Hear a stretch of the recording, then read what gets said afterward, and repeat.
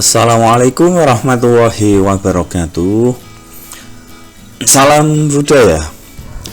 Pada kesempatan kali ini kita akan belajar tentang materi menerapkan ragam hias pada bahan tekstil. Merupakan materi seni budaya kelas 7 SMP semester 2. Mari kita mulai.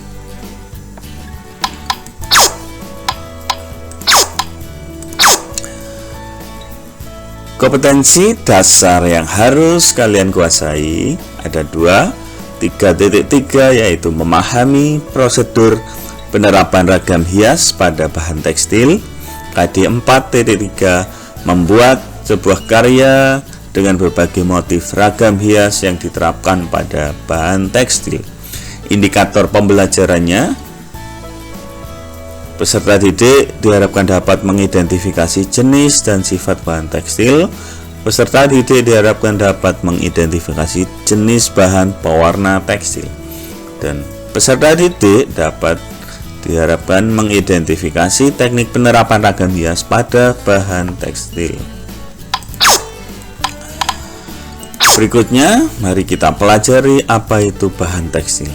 Tekstil adalah bahan yang berasal dari serat yang kemudian diolah menjadi benang atau kain sebagai bahan untuk pembuatan busana dan berbagai produk kerajinan atau yang lain. Contohnya seperti pada gambar berikut ini.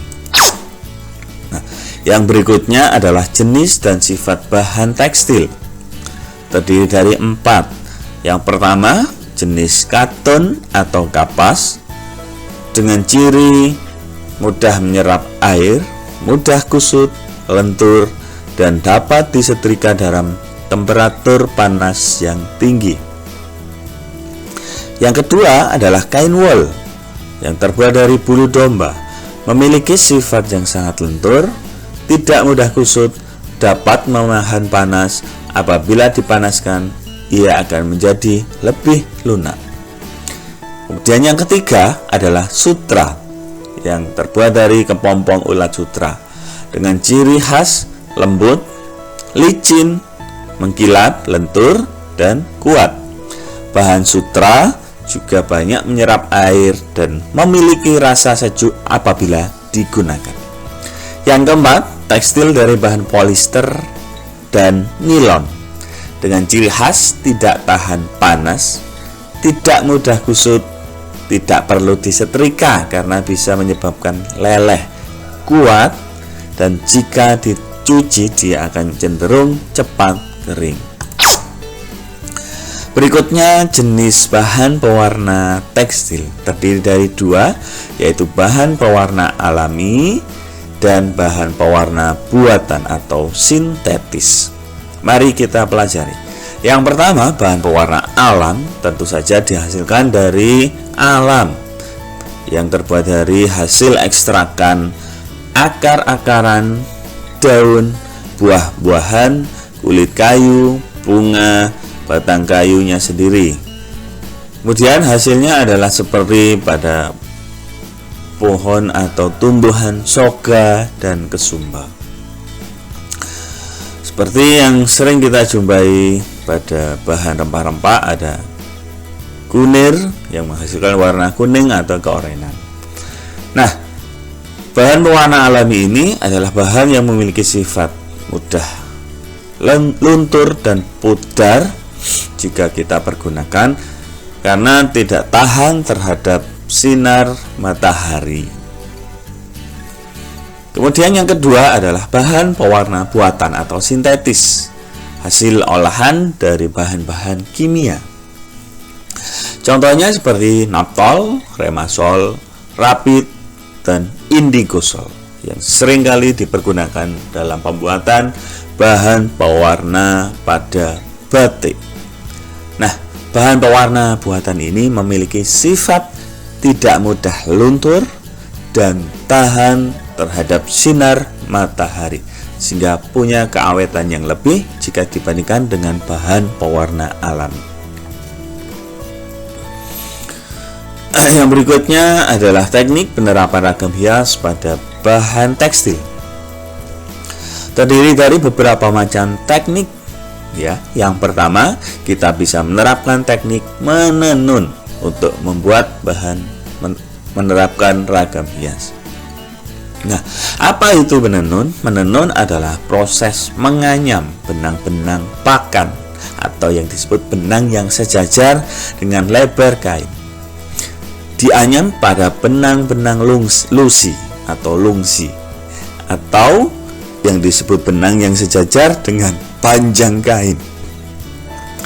Tentu saja dengan menggunakan alat tenun yang dipakai atau yang sering disebut dengan alat tenun bukan mesin atau ATBN.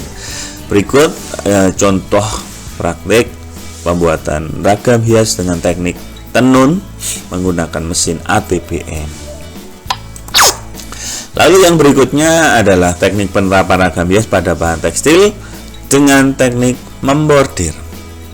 Membordir merupakan teknik membuat hiasan di atas kain atau bahan-bahan lain dengan menggunakan jarum jahit dan benang. Nah, apa perbedaan membordir dengan menyulam? Terdapat pada alat yang digunakan. Pada sulaman menggunakan tangan manusia secara manual dan alat jarum dan benang jahit. Kemudian jika membordir menggunakan mesin bordir yang lebih modern. Berikut contoh hasil karya membordir. Lalu teknik yang ketiga adalah menyulam. Dengan cara memberikan hiasan dengan menggunakan alat jahit seperti jarum, sulam, benang, pemidangan.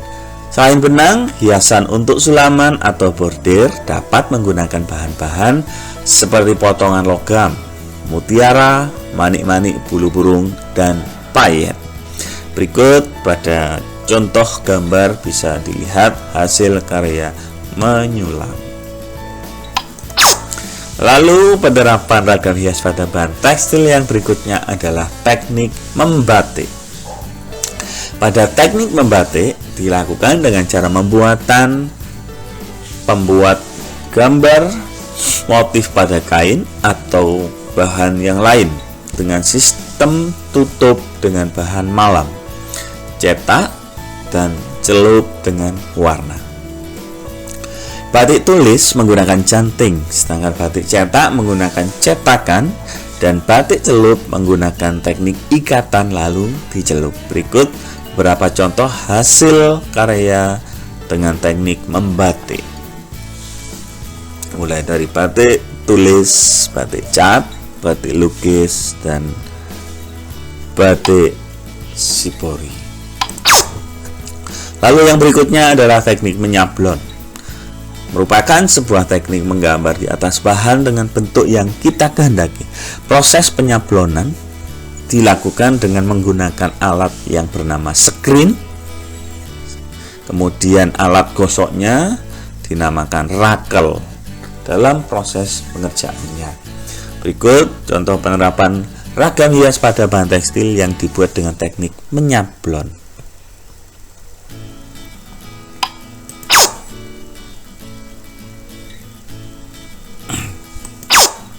Nah, lalu yang berikutnya adalah teknik menggambar ragam hias pada bahan tekstil. Berikut tahapan-tahapan yang harus dilakukan.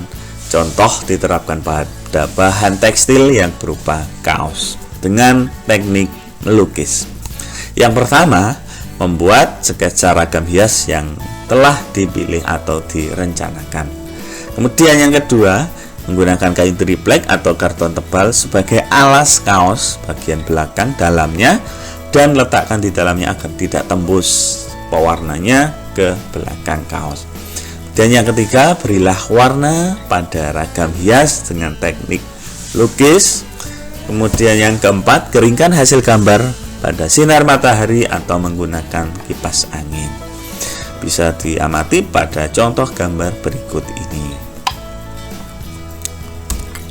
Nah, berikut adalah beberapa contoh desain gambar ragam hias motif flora, baik dibuat dengan teknik stilasi atau deformasi.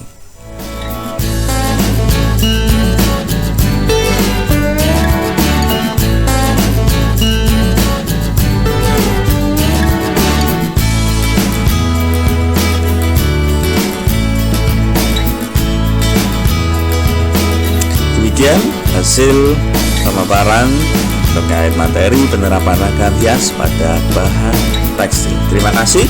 Selamat belajar. Wassalamualaikum warahmatullahi wabarakatuh.